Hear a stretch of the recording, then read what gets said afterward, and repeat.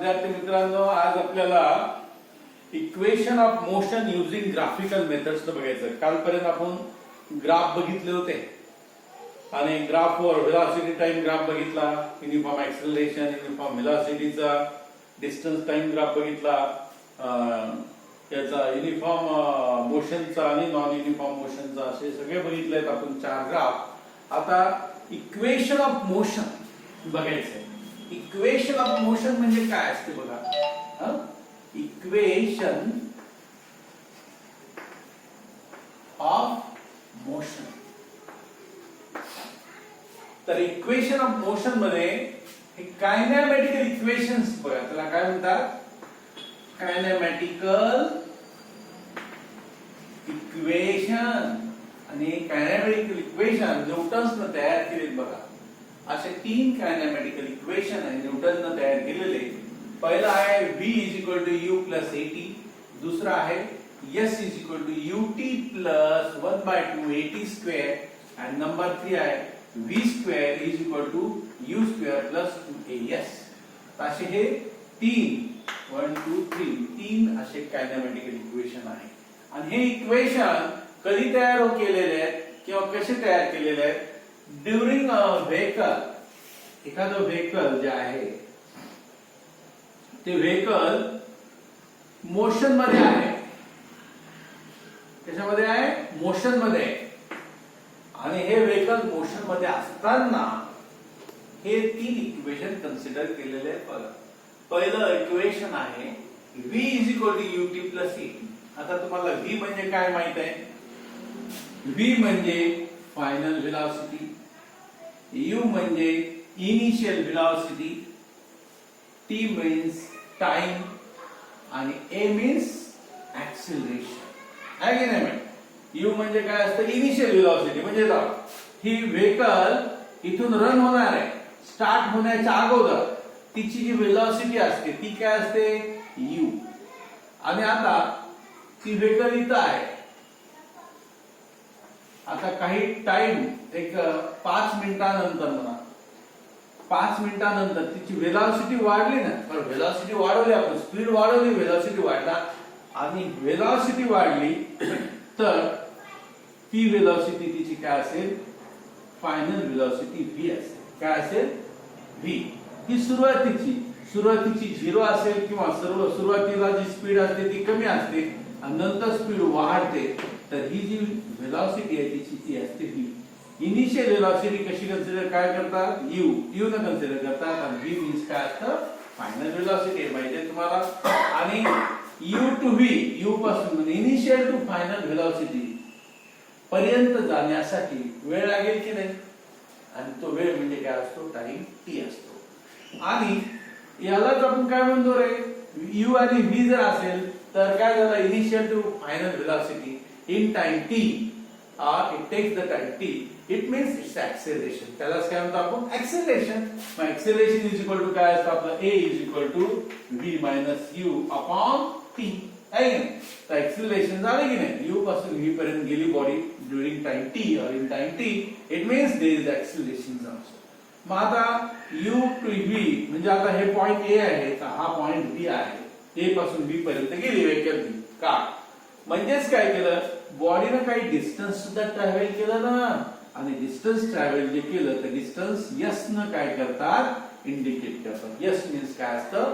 Displacement. म्हणजे distance travel केलं म्हणजे बॉडी डिस्प्लेस झाली, a पासून b पर्यंत गेली तर हे त्या बॉडीचं डिस्प्लेसमेंट असतं. म्हणजे डिस्प्लेसमेंट म्हणजे s. त्या सगळ्या टर्म्स लिहून घ्या.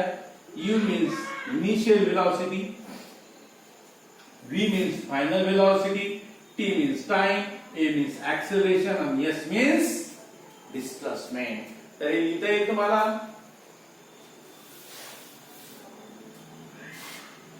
u means initial velocity, त्यानंतर v means final velocity, त्यानंतर t means time, a means acceleration आणि S means डिस्प्लेसमेंट. S म्हणजे काय? डिस्प्लेसमेंट. तर ह्या सगळ्या टर्म्स व्यवस्थित लक्षात ठेवा.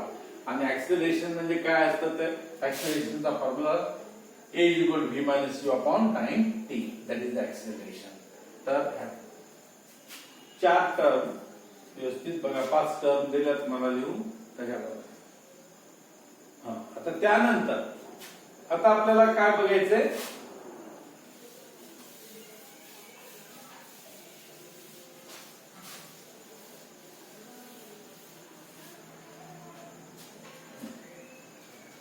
डायग्राम ठेवली तरी चालते.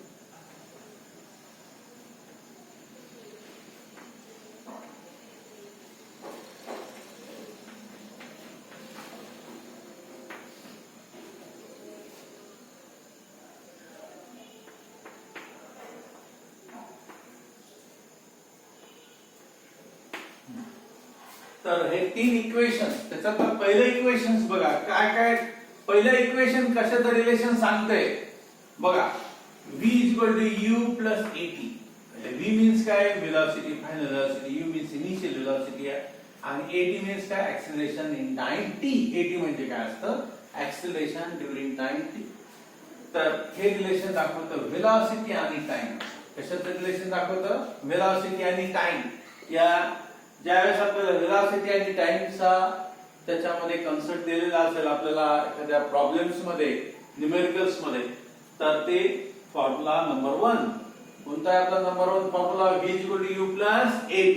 u plus at हा फॉर्म्युला आहे. दुसरा s equal to ut plus 1/2 at square.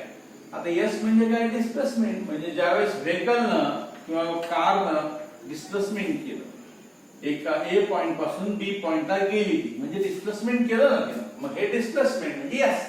तर S is equal to ut plus 1/2 at square. तिथं डिस्प्लेसमेंट आणि टाइमचं रिलेशन आहे. कशाचं रिलेशन आहे? डिस्प्लेसमेंट आणि टाइम. त्यानंतर तिसरा आहे v square is equal to u square plus 2as.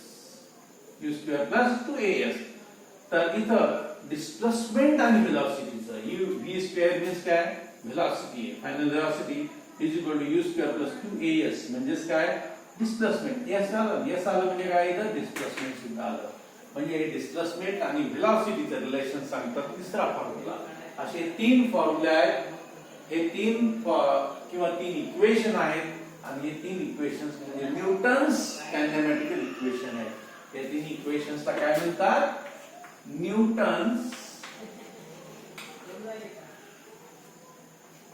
कायनेमॅटिकल equation. न्यूटनचे कायनेमॅटिकल इक्वेशन आहे. हे 3 इक्वेशन पाठ असायलाच पाहिजे कारण 11वी 12वी पर्यंत आहे तुम्हाला. त्यानुसार ते व्यवस्थित लक्षात ठेवायचे. मग आता आपण स्टेप बाय स्टेप एक एक इक्वेशन. आणि हे तिन्ही इक्वेशन काय करायचे माहितीये का आपल्याला?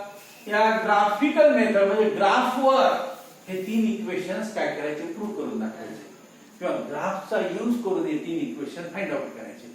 ग्राफवर हे 3 इक्वेशन फाइंड आउट करायचे. लक्षात आलं का?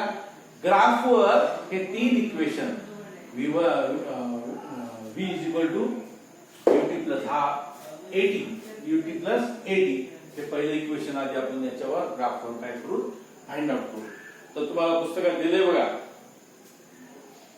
Newton studied the motion of an object and gave a set of 3 equations.